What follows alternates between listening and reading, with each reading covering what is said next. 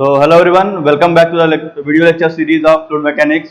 This is lecture number 48 of the video lecture series, and in this lecture we are going to start a topic velocity and acceleration.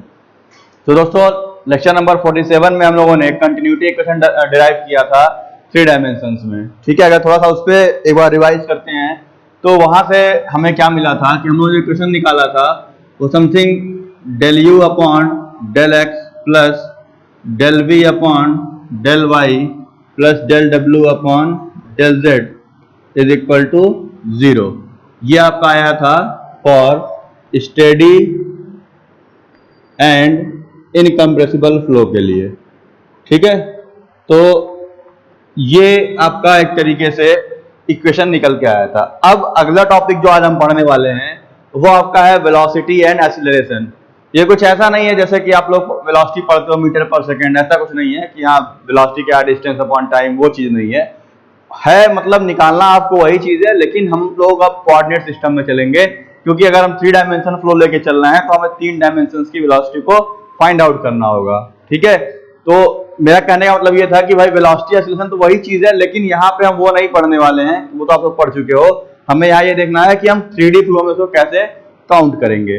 तो जो continuity equation था तो वहां पे आपको क्या ध्यान देना था कि हम लोग जो इक्वेशन डिराइव किए थे वो एक 3D फ्लो के लिए डिराइव किए थे। ठीक, तो जो बेसिक इसका ये है कि आपको ये जान लेना कि एक्स वाई जेड एक्सिस क्या होती है, वेलोसिटीज क्या होते हैं और कैसे किसको कहां पे रखा जाता है। तो ये तो मैं बता चुका हूं, ये आपका एक्स डायरेक्शन है, ये आपका वाई डायरेक्शन है, ये आपका जेड डायरेक्शन है। ठीक, एक्स की जो वेलोसिटी थी उसको हम लोग यू से लिखते हैं, वाई वाले को v से लिखते हैं, जेड वाले को हम लोग w से लिखते हैं। ये भी आपको पता है।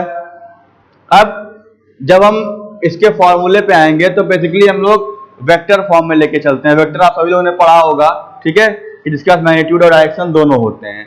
तो वेक्टर को रिप्रेजेंट करने का तरीका क्या होता है कि हम लोग उसको आई जे के से रिप्रेजेंट करते थे। ठीक है, जैसे कि अगर इधर कुछ लिखा हुआ है तो ये आपका आई से डिनोट होगा, ठीक है, ये आपका जे से डिनोट होगा और जेड वाला आपका के से डिनोट होगा। ठीक है, तो आई जे के आई थिंक सबको पता होगा।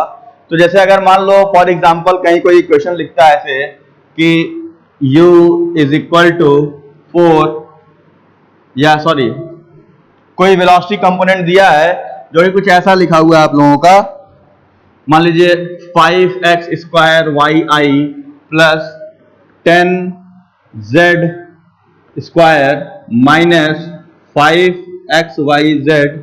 ठीक है, और यहाँ पे j लगा है, यहाँ पे k लगा हुआ है। तो इसका मतलब क्या रहेगा सिंपल आपका कि जो i का कोफिशिएंट होगा, ठीक है, ये i यहाँ पे है, तो जो i का कोफिशिएंट होगा वो x डायरेक्शन के बारे में बात कर रहा होगा। ठीक है, तो अगर वेलोसिटी के बाद i लगा है तो इसका मतलब क्या है कि अगर हम इसको लिखते हैं 5x स्क्वायर वाई तो ये आपका u दिया हुआ है।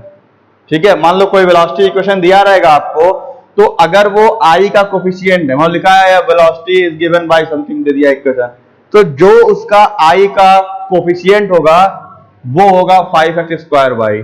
ठीक, इसके बाद j का जो कोफिशिएंट होगा, j y के लिए है तो उसकी वेलोसिटी v होती है, तो ये हो जाएगा 10z स्क्वायर। सिमिलरली w हम लेके चलेंगे तो w किधर आता है, z में, इसके लिए k आता है, तो k का कोफिशिएंट होगा माइनस 5x y z। तो मेरा यहाँ ये बताने का मतलब ये है कि जो हम आगे पढ़ने वाले हैं उसका यूज क्या होगा और हम उससे क्या फाइंडिंग कर सकते हैं। तो हमें ऐसा ही कुछ इक्वेशन दिया रहेगा जहां से कहेगा find out the velocity and acceleration. तो ये चीजें आपको दी रहेंगी।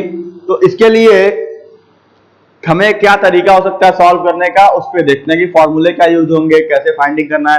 तो ये तो आपको मालूम चल गया होगा कि i का कोफिशिएंट x डायरेक्शन की वेलोसिटी शो करेगा, j का जो कोफिशिएंट होगा वो y की वेलोसिटी शो करेगा, k का जो कोफिशिएंट होगा वो w यानी z की वेलोसिटी शो कर रहा होगा अगर वेलोसिटी के बारे में दिया हुआ है तब। ठीक, प्लस आपको उसका माइनस साइन अगर है, जो भी है साइन के साथ आप उसको लिखोगे। ठीक है, तो आते हैं अपने टॉपिक के ऊपर जो कि था आपका वेलोसिटी के ऊपर। तो कैसे फाइंडिंग करेंगे, सिंपल।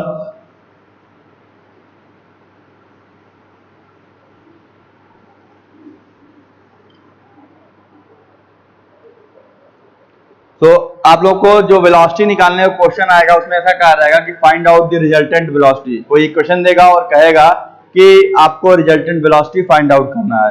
तो जो रिजल्टेंट वेलोसिटी होती है उसको हम लोग लिखते हैं कैपिटल वी से, ठीक है।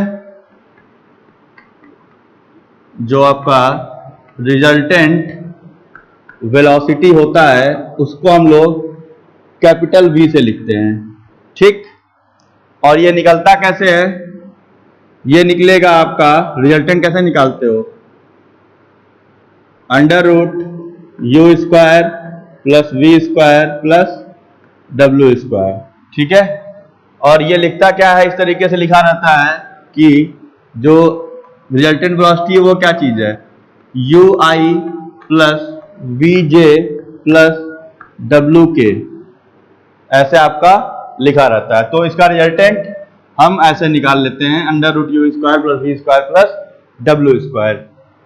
तो वेलोसिटी का काफी सिंपल होता है, मेन आपको दिक्कत करता है एक्सेलरेशन निकालने का, ठीक है। तो वेलोसिटी वाले में आप लिख सकते हो कि let us consider capital V, ये जो लिखा हुआ है, let us consider capital V be the resultant velocity, be the resultant velocity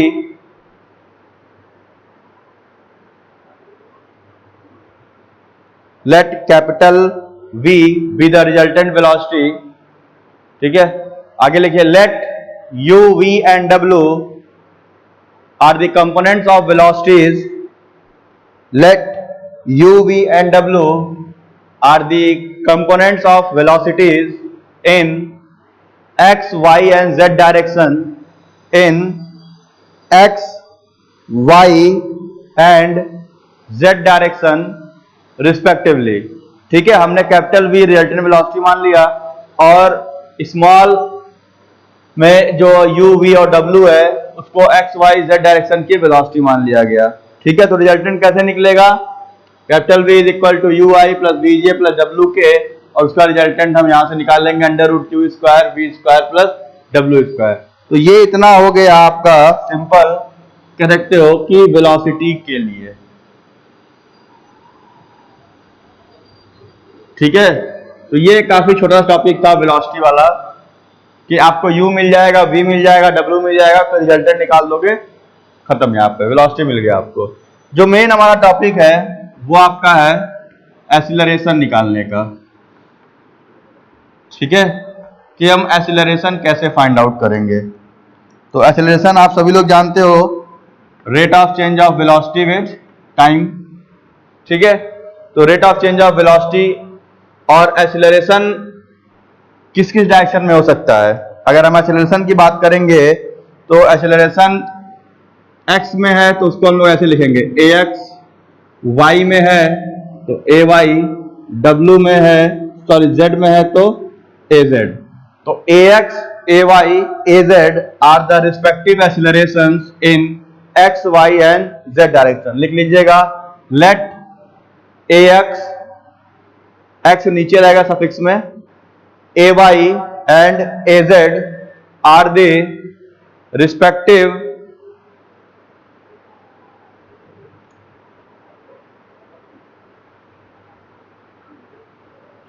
velocities in x, y, sorry, are the respective accelerations in x, y and z direction। तो निकालेंगे कैसे, ठीक है।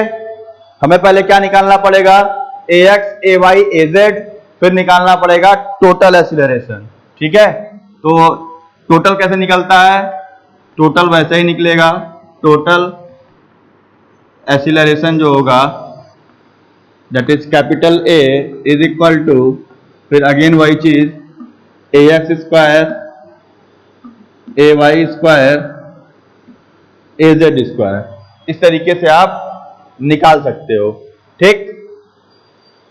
इसके बाद अब सबसे मेन क्वेश्चन क्या है कि ax कैसे निकलेगा। अगर हम एक पे आते हैं कि हम लोग अभी कंसिडरिंग x डायरेक्शन, अगर हम लोग अभी x डायरेक्शन लेके चल रहे हैं तो यानी हमें अभी ax से डील करना है। तो ax क्या होगा, कैसे निकाल सकते हो, तो ये हो जाएगा du बाई dt से आपका ax निकल जाएगा।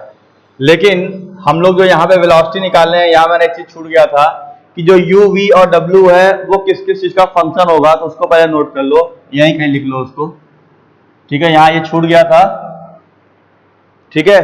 तो जैसे देखो आपका जो u होगा वो आपका फंक्शन होगा x, y, z और t का। मैंने बताया था ना कि 3 डायमेंशन फ्लो में क्या होता है कि velocity is a function of space and time. तो अगर 3 डायरेक्शन का फ्लो है, मतलब 3D फ्लो है, तो वेलोसिटी 3 स्पेस कोऑर्डिनेट का फंक्शन होगा और साथ ही साथ टाइम का भी फंक्शन होगा। तो सिमिलरली आपका v क्या हो जाएगा, v आपका हो जाएगा function of x, y, z, t का, ठीक है, और w क्या हो जाएगा function of x, y, z, t का, समझे। तो u, v और w जो है आपका एक तरीके से क्या है, वेलोसिटीज है और 3D फ्लो है। तो इसलिए हमने लिखवाया था आपको 3D फ्लो में, जो इसका लेक्चर नंबर होगा आई थिंक 41, 42, 43 में होगा, ठीक है।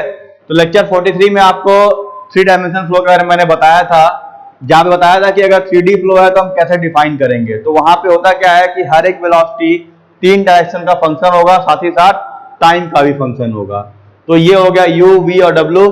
तो जो वेलोसिटी वाला आप लिखे होंगे उसमें ऐड कर लेना कि velocity of u is a function of this, पहला v is function of this, w is function of this. तो u, v, w यहां से हो गया।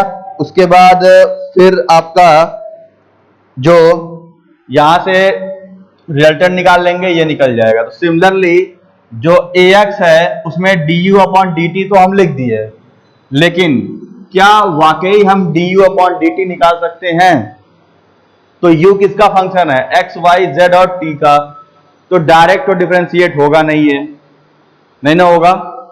तो तरीका क्या हो सकता है उसको डिफरेंशिएट करने का, भाई जब x, y, z और t का फंक्शन है तो डिफरेंशिएट करने का तरीका क्या हो सकता है आपका, ठीक है।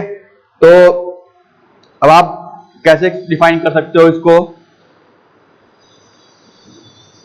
हम यहां पे chain rule of differentiation use करेंगे, ठीक है, कि पहले जिसका फंक्शन है मतलब एक तरफ पार्शियल फिर होल पे चलेंगे। तो जैसे अगर मैं लिखूं यहाँ पे du अपॉन dt निकालना है, लेकिन u यहाँ पे इन चारों का फंक्शन है, तो कैसे कर सकते हो इसको। तो इसको हम लोग चेन रूल ऑफ डिफरेंशिएशन कर सकते हैं, del u upon del x into dx upon dt। क्या हुआ कि u को हमने x से डिफरेंशिएट किया और x को हमने t से डिफरेंशिएट कर दिया, ठीक, plus del u upon del y into dy by dt, क्योंकि u y का ही फंक्शन है। तो del u upon del y into dy by dt। dy by dt क्यों लिख रहे हैं, क्योंकि dy बाई dt है क्या चीज, वही वेलोसिटी है, ठीक है। dx अपॉन dt क्या है, वो भी वही वेलोसिटी है, ठीक, प्लस अब क्या बचा, y हो गया, x हो गया, z बचा। तो del u upon del z into dz upon dt। तो ये तो हो गया 3 डायरेक्शन में। जब टाइम के साथ आएंगे तो क्या हो जाएगा, del u upon del t into d t by d t. तो ये तो हो जाएगा 1, तो del u upon del t बचेगा। अब dx अपॉन dt क्या होगा आप बताओ, dx अपॉन dt यानी x का डिस्टेंस अपॉन टाइम क्या हो गया u, dy अपॉन dt ये क्या हो गया v, क्योंकि y dy क्या है, डिस्टेंस इन y डायरेक्शन, और t से डिफरेंशिएट करोगे तो v मिल जाएगा। Similarly dw by d T, ये आपको मिल जाएगा W, यानी dx अपॉन dt की वैल्यू हो जाएगी u, dy अपॉन dt की वैल्यू v और dz अपॉन dt की वैल्यू w हो जाएगी। इसको इसमें पुट अप करते हैं तो ये क्या निकल के आएगा, ax इज इक्वल टू, देखिए dx अपॉन dt आ जाएगा u, तो u into del u upon del x plus v हो जाएगा dy अपॉन dt की जगह, फिर del u upon del y वैसे रहेगा, plus w del u upon del z plus del u upon del t। ये हुआ एक इक्वेशन, इसको मान लेते हैं इक्वेशन, ये आपका, इसको पहला मान लो, ठीक, और इसको दूसरा मानो। सिमिलरली इसमें कोई दिक्कत भाई कुछ नहीं किया गया है, हमने du अपॉन dt निकाला है, लेकिन du क्या है, u x y z और t का फंक्शन है, तो इसलिए हम वहां पे डायरेक्ट डिफरेंशिएट नहीं करते हैं। तो हमको ये जो डिफरेंशिएशन है ये चेन रूल ऑफ डिफरेंशिएशन कहता है, ठीक है, इसको हम लोग चेन रूल ऑफ डिफरेंशिएशन से करते हैं कि एक बार पार्शियल फिर होल पे से चलते जाएंगे, ठीक। तो इसके बाद आते हैं नेक्स्ट ay पे, तो ay भी सेम ऐसे निकलेगा, किस तरीके से, ay क्या हो जाएगा, dv अपॉन dt, तो फिर वही प्रोसेस लगाओगे तो देखो इसका स्मार्ट तरीका क्या है लिखने का, ax वाले में देखो ध्यान दो क्या क्या आया है, डेल यू, यहां भी डेल यू है, यहां भी डेल यू है, यहां भी डेल यू है, यानी जब एक्सेलरेशन इन एक्स डायरेक्शन निकाला जा रहा है तो एक्स डायरेक्शन के लिए न्यूमरेटर में देखो यहां पे u है, यहां भी u है, यहां भी u है, यहां भी u है, यानी जब ay निकलेगा तो ये सारे u क्या हो जाएंगे, v हो जाएंगे, क्योंकि y की वेलोसिटी v होती है। बाकी देखो u v w चेंज हो रहा है तो u v w वही रहेगा, ठीक, del x del y del z ये भी वही रहेगा, ये चीज भी वही रहेगा। तो कैसे लिख सकते हो इसको, ये हो जाएगा u, या मैं चौक चेंज कर लेता हूं, एक मिनट, तो ये हो जाएगा u, इसके बाद del v upon del x plus v del v upon del y plus w del v upon del y plus w del v upon del z plus del v upon del t। ये हो गया आपका equation number third. अब मिलाओ दोनों में, ax ay में change किसका है, ax में ऊपर डेल u था हर जगह पे, ay में देखो हर जगह डेल v आ गया, ठीक। बाकी u v w del u upon del t, del v upon del t हो गया। सिमिलरली अगर हम z भी निकालेंगे तो az कितना हो जाएगा, ये होगा dw बाई dt, अगेन वही चीज होगी फिर से। तो यहां क्या निकालोगे आप लोग, यहां पे ये कर सकते हो, फिर वही होगा u del w upon del x plus v del w upon del y plus w del w upon del z plus del w upon del t। ये हो जाएगा इक्वेशन नंबर 4। तो ये जो तीनों निकल के आया है, ये निकल गया ax ay az, और फिर रिजल्टेंट निकालने के क्या करोगे, ax square ay square az square को सम करके अंडर रूट ले लोगे, वहां से रिजल्टेंट निकल जाएगा। अब देखो ये मेन इक्वेशन है और ये किस पे एप्लीकेबल हो सकता है, इसको भी आप देख सकते हो कि इसमें del v upon del t भी आ रहा है। तो यानी अभी ये इक्वेशन स्टेडी अनस्टेडी दोनों फ्लो के लिए एप्लीकेबल हो सकता है। जब स्टेडी फ्लो पे जाओगे तो ये इक्वेशन यहां से del u upon del t, del v upon del t, del डब्ल्यू अपॉन डेल टी चेंज हो जाएगा, हट जाएगा मतलब, ठीक है। तो अभी ये जो इक्वेशन निकला है ये इन जनरल हर फ्लो पे एप्लीकेबल हो सकता है, लेकिन जब इसको हम स्टेडी फ्लो पे लेके आएंगे तो लास्ट कंपोनेंट आपका 0 हो जाएगा, ठीक है। और फिर अगेन वही हम लोग ax i plus a y j plus a z k करके वहां से रिजल्टेंट फाइंड आउट कर लेंगे। तो इसको नोट कर लो आप लोग, फिर इसी के आगे लिखवाते हैं कि जब हमें स्टडी फ्लो मिल जाएगा तो हम कैसे फाइंड आउट करेंगे इसको। ठीक है,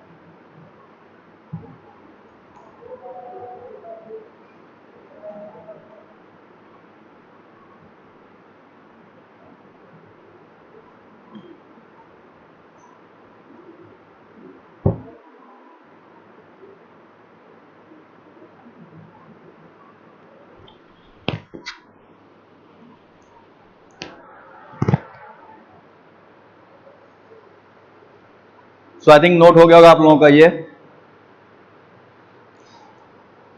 ठीक है, तो ये इन जनरल इक्वेशन का सॉल्यूशन फाइंड आउट करने का।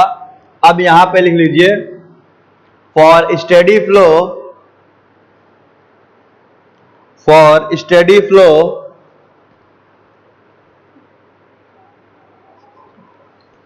Del v upon del t, यानी ये आपका रिजल्टेंट वेलोसिटी जीरो होगा। लिख लीजिएगा इसको। उसके नीचे for steady flow del v upon del t is equal to zero. As a result del u upon del t, del v upon del t, del डब्ल्यू अपॉन डेल टी, यानी आपका ये component del u upon del t, del v upon del t, del डब्ल्यू upon del t, ये तीनों क्या हो जाएंगे? अगर रिजल्टेंट वेलोसिटी का टाइम के साथ डिफरेंस करने पे हमको जीरो मिलता है तो यानी ये कांस्टेंट है स्टेडी फ्लो के लिए, तो ये तीनों भी क्या हो जाएंगे? जीरो। तो ये चीज भी आपकी यहां से कैंसिल आउट हो जाएगी, ये सब के सब आपके जीरो हो जाएंगे। तो स्टेडी फ्लो के लिए लिख लेना del u upon del t is equal to zero, del v upon del t is equal to zero, del डब्ल्यू upon del t is equal to zero. Therefore इतना लिखने के बाद therefore the above equation becomes therefore the above equation becomes, तो यानी अब यही ax ay az क्या चेंज हो जाएगा, देखो ये वाला टर्म हटेगा यहां से पूरा, ये हट गया, यहां से ये हट गया, यहां से ये हट गया पूरा आपका।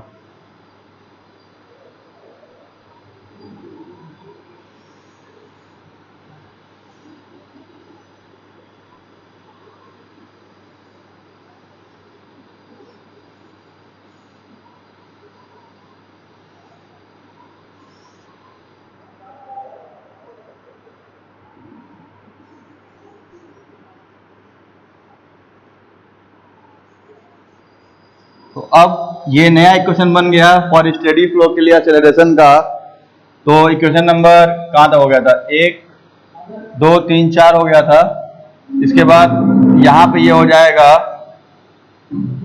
आपका इक्वेशन नंबर 5, ये हो गया 6, ये हो गया आपका 7।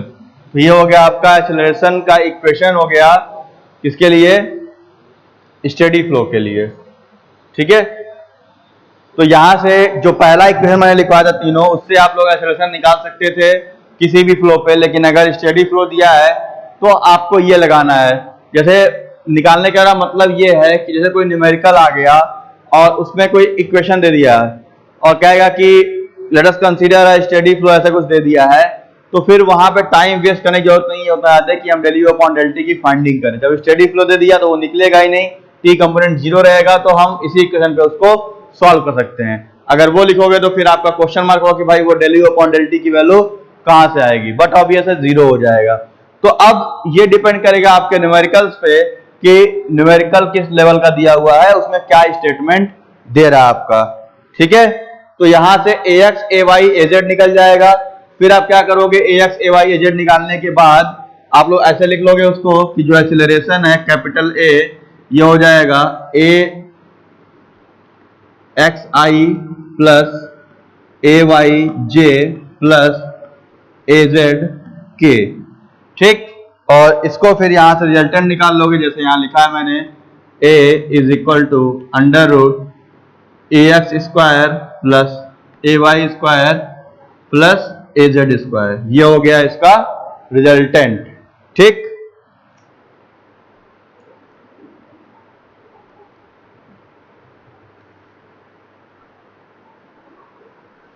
तो इतना क्लियर हुआ आप लोगों को।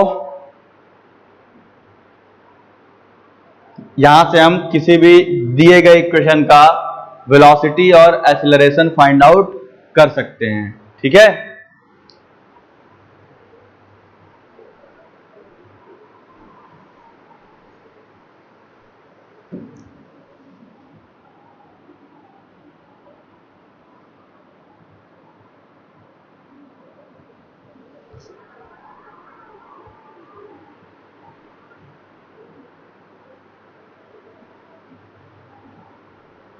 तो आई थिंक ये इतना आपका यहां पे हो गया। इसके बाद दो टॉपिक इसमें और पूछता है कि what do you mean by local acceleration and convective acceleration.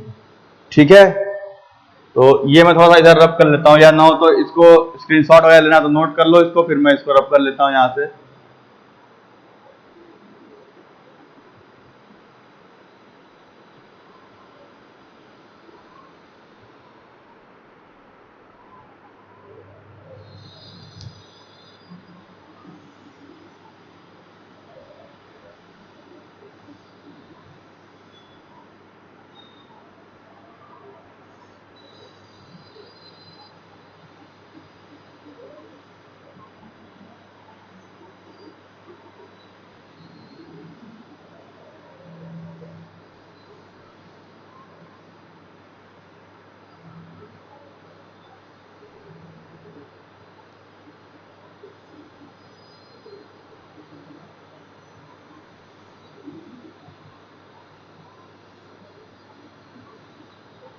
Heading लिखिए आप लोग, local acceleration and convective acceleration.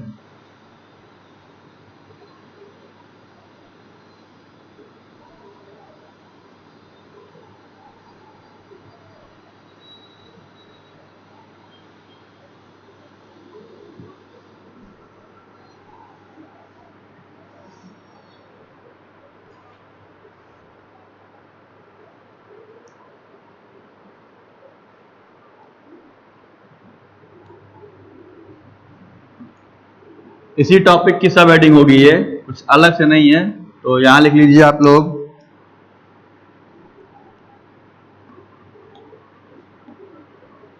Local acceleration, और इसके बाद यहां लिख लीजिए आप लोग, कन्वेक्टिव एक्सीलरेशन।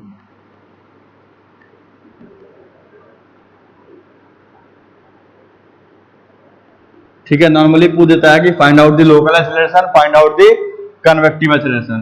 तो हम इक्वेशन नंबर जो इसके पहले लिखे थे उस पे आ जाते हैं। जैसे मैंने यहाँ पे जो इक्वेशन सेकंड लिखा था, यहाँ पे del u upon del t था, यहाँ पे del v upon del t था, और यहाँ पे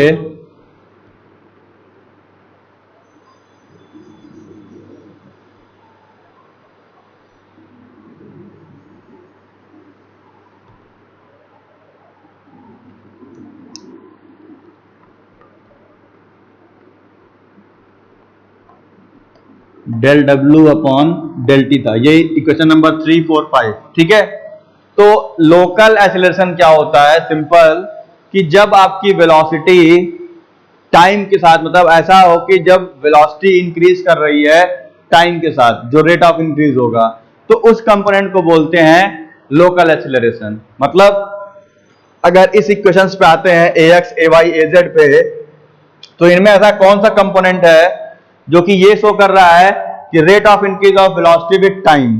तो क्या क्या शो हो रहा है? देखो, del u upon del t show कर रहा है, del v upon del t, del डब्ल्यू अपॉन डेल टी। तो ये तीन जो हैं ये शो करते हैं कि rate of increase of velocity with time, और इसी को कहते हैं हम लोग लोकल एक्सीलरेशन। इसको नोट कर लीजिए एक लाइन में heading, local acceleration is defined as the local acceleration is defined as the rate of increase of velocity with respect to time, rate of increase of velocity with respect to time at a given point of flow field, rate of increase of velocity with respect to time at a given point in a flow field। ठीक है, तो यहां से क्या हो जाएगा? Del u upon del t, del v upon del t, del डब्ल्यू upon del t, ये सारे के सारे क्या देंगे आपको? Local acceleration. ये इंपॉर्टेंट क्या है? जैसे मान लो कोई आप लोग पेपर दे रहे हो जिसमें ऑब्जेक्टिव क्वेश्चन आते हैं, तो जब थोड़ा लेवल टफ करेगा तो क्या रहेगा? Find out the local acceleration. तो अब लोकल एक्सीलरेशन के लिए आपको फिर दिमाग में आएगा कि सर पूरा इक्वेशन सॉल्व करना पड़ेगा, तो वो चीज नहीं है। वो जो वैल्यूज देगा तो उसको सिर्फ टाइम से डिफरेंशिएट करोगे, बाकी चीजें छोड़ देना आपको। वो लंबा चौड़ा इक्वेशन दे देगा, लेकिन आपको निकालना क्या है? Local acceleration. तो यानी हमें ये सब नहीं निकालना है, सिर्फ del u upon del t, del v upon del t, del डब्ल्यू अपॉन डेल टी निकाल के रख देना है। तो अधिकतर ऑब्जेक्टिव में मिल जाता है कि आपको लोकल एक्सीलरेशन फाइंड आउट करना है। ठीक है, अब आते हैं कन्वेक्टिव एक्सीलरेशन पे। तो इसके अलावा जो इसमें बचा हुआ है कंपोनेंट, मतलब del u upon del t, del v upon del t, del डब्ल्यू अपॉन डेल टी को छोड़ देंगे तो जो हिस्सा बच जाएगा इस इक्वेशन में, उसको हम लोग लिखते हैं कन्वेक्टिव एक्सीलरेशन। तो डिफाइन कैसे करेंगे? तो अब यहां पे एक्सीलरेशन जो आ रहा है वो due to change in position हो रहा है। जैसे देखो, del u upon del x क्या शो कर रहा है? कि rate of change of velocity with x direction. Y direction, z direction. तो जब हम एक्सेलरेशन इस तरह निकालेंगे कि हमारा जो rate of change of velocity है वो मतलब जो एक्सेलरेशन हो रहा है वो due to change in position हो रहा है, ठीक है। तो उसको हम लोग बोलते हैं कन्वेक्टिव एक्सेलरेशन की जब वो पोजीशन चेंज कर रहा है। और जब वो पोजीशन नहीं चेंज कर रहा है मतलब वो टाइम के साथ चेंज हो रहा है तो वो कहलाता है लोकल एक्सेलरेशन, ठीक। जैसे आप लोग बाई एक्सेलरेट करते हो तो एक्सेलरेशन दे रहे हो वहां पे, तो वो क्या है हर बार जितना एक्सेलरेट करोगे उतनी वेलोसिटी का रेट ऑफ टाइम के साथ चेंज हो जाता है, ठीक है। कि 20 की स्पीड है, 30 की स्पीड है, 40 की स्पीड है, ठीक। तो अगर बाइक स्टैंड पे खड़ी है और आप उसको टाइम के साथ चेंज करते जा रहे हो, एक्सेलरेट कर रहे हो, तो बाइक तो आगे नहीं बढ़ रही है। तो उस समय जो फाइंडिंग होगी वो आएगा आपका लोकल एक्सेलरेशन। और जब आप बाइक चला रहे हो उस समय जब एक्सेलरेशन चेक कर रहे होगे तब ये कंपोनेंट काम करेगा आपका, ठीक है। तब उसमें होगा कि u जो है वो x के स्क्वायर में कितना चेंज हुआ। जैसे अब मैं बाइक लेके जा रहा हूं तो मैं अभी x में चल रहा हूं, y में जा नहीं रहा हूं, z में जा नहीं रहा हूं। तो del u upon del x कुछ वैल्यू आएगी लेकिन del u upon del y, del u upon del z zero हो जाएगा। तो मतलब जब स्पेस के साथ एक्सेलरेशन चेंज करता है तो उसको हम लोग बोलते हैं कन्वेक्टिव एक्सेलरेशन। तो इसको लिख लीजिए आप लोग, convective acceleration is defined as the convective acceleration is defined as the rate of change of velocity, rate of change of velocity due to change of position of fluid particle, due to change of position of fluid particles in a flow field, in a flow field, ठीक है। मतलब कि जब उसका velocity change कर रहा है due to the change in position of fluid particles तो उसको कहते हैं हम लोग कन्वेक्टिव एक्सेलरेशन। तो इसमें जो बचा हुआ हिस्सा है यानी अगर मैं यहां लिखता हूं तो यानी अगर ऐसे लिखूं तो ax क्या हो जाएगा u del u upon del x plus v del u upon del y plus w del u upon del z. Similarly a y ये हो जाएगा u del v upon del x plus v del v upon del y plus w del w upon del v यहां पे del v होगा, ठीक। फिर az तो ये हो जाएगा u del w upon del x plus v del w upon del y plus w del w upon del z, ठीक है। तो यानी इससे आप निकाल लोगे कन्वेक्टिव एक्सेलरेशन, ठीक है। तो इसको आप नोट कर सकते हो।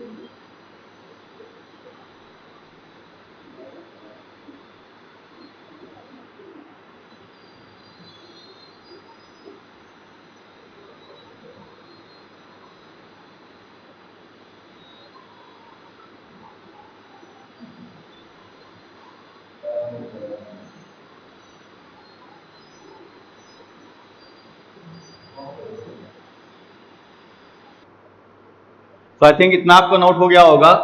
वेलोसिटी हो गया, एक्सेलरेशन हो गया, लोकल एक्सेलरेशन और कन्वेक्टिव एक्सेलरेशन। ठीक है, तो इन चारों टॉपिक पे हम लोग अब न्यूमेरिकल सॉल्व करेंगे। बेसिकली इस लेक्चर में तो नहीं रखते हैं, लेक्चर नंबर 49 में रखते हैं।